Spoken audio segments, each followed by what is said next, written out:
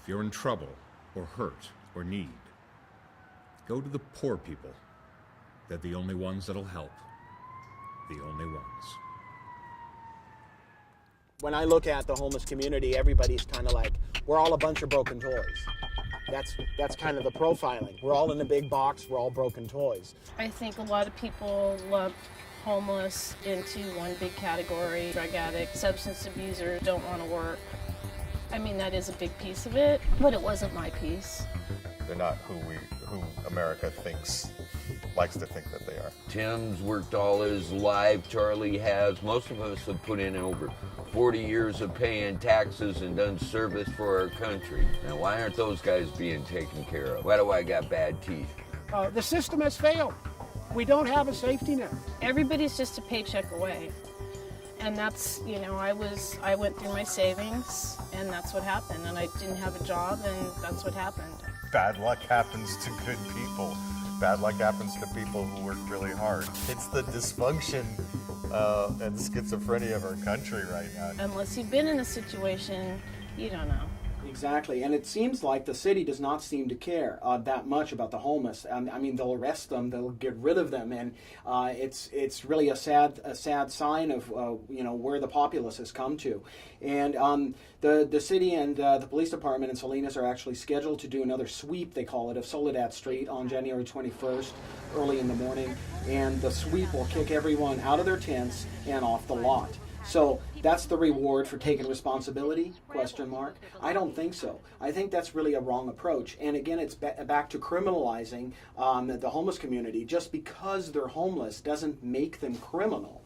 And if you have any comments or questions? Yeah, I lived here a year and a half. You think I want to move again? I don't. Yeah, this is Camp Levi USA, and I'm staying here. You don't like it? Take me to jail. Go ahead. I don't care. But why does a person have to go to jail before those programs are offered to them? I know there should be such a thing as a pre-jail. You got to have 5 warrants to be arrested. Then it's just a cite and release, which is taking everything back to 1 ticket, and you start over again. They ought to hand out toasters or something. You got to try out for jail now. To try to get into a program, either a recovery program or just a shelter, their requirements are that you're clean and sober. Well, if you're out on the street, usually the first priority that you have is not to be clean and sober, but to numb yourself from the fact that you're out on the street. I can't even imagine the existence there and how difficult and tough it would be, and what kind of sacrifices you have to make to your person to get by. You get stuck in that role of just getting by, but there are no things to get you out. I only hope that there are shelters available. There's one shelter here that has 12 beds. And there's 4 showers for 2,400 homeless people. I mean, it's crazy. But for women, unless you have dependent children, are in the justice, you've been incarcerated, or you have a horrible substance problem, there's nothing. That would be me. If you don't have a hustle, get a check, or hold a sign, or get food stamps, you're starving to death. Well, hello, we're starving out here. People my age, they will not even consider hiring us because of what happens to their insurance. Their insurance is 3 times more expensive for me than to hire an 18-year-old kid. Who are you going to hire? I've owned a catering company in Santa Cruz called The Food Dude. And I couldn't even get a job washing dishes now. It's a snowball effect, and it's not going to stop unless we stop it. We, the homeless, no, we, the people. We are all people. If you look at homelessness like a societal disease, then we all have it. Some of us don't show it yet. Some of us are rampant with it. Okay? Like I was talking about my friend Mike. Well, he's walking around, he's wearing clothes that are 3 weeks old, he hasn't showered, he hasn't bathed, he reeks of alcohol. All right, well, he's further along in the progression of the societal disease homelessness. But you're driving around in your Lexus and you're turning a blind eye. You're just as ill as he is, you're just not showing your effects yet. 90% of the people on this world are mentally incapable. of really grasping what's real in life and what happens, and they never see it. They walk through in a haze, or they don't stop and smell the roses. I don't believe the guy with the most money wins or anything like that. I've never seen a hearse with a roof rack and a trailer behind it. You know, there's a lot of things that just don't matter in life that people put more important than human life. Man's inhumanity to man is going to be his downfall.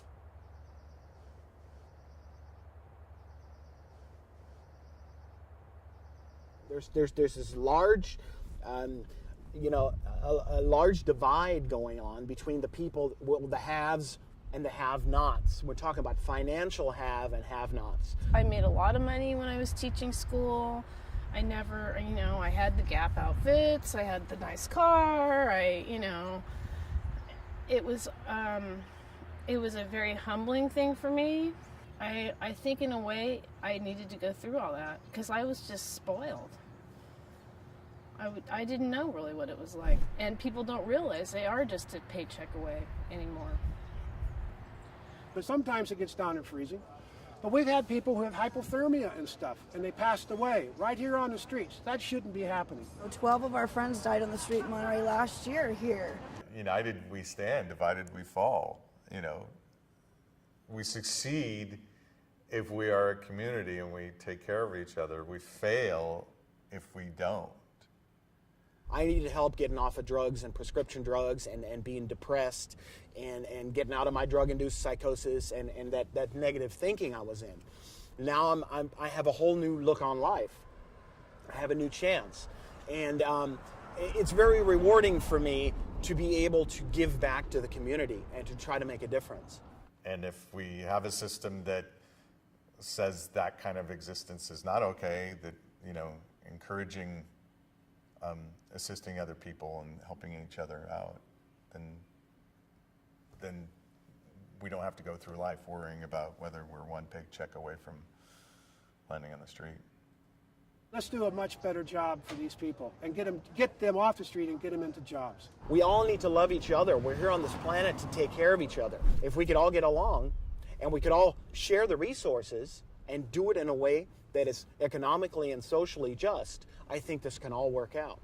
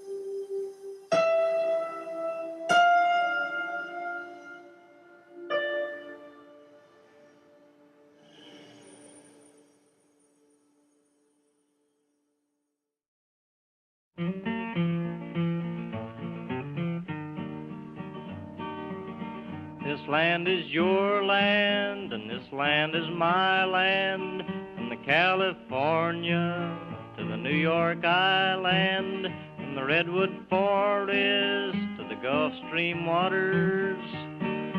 This land was made for you and me. This land was made for you and me. This land was made for you and me.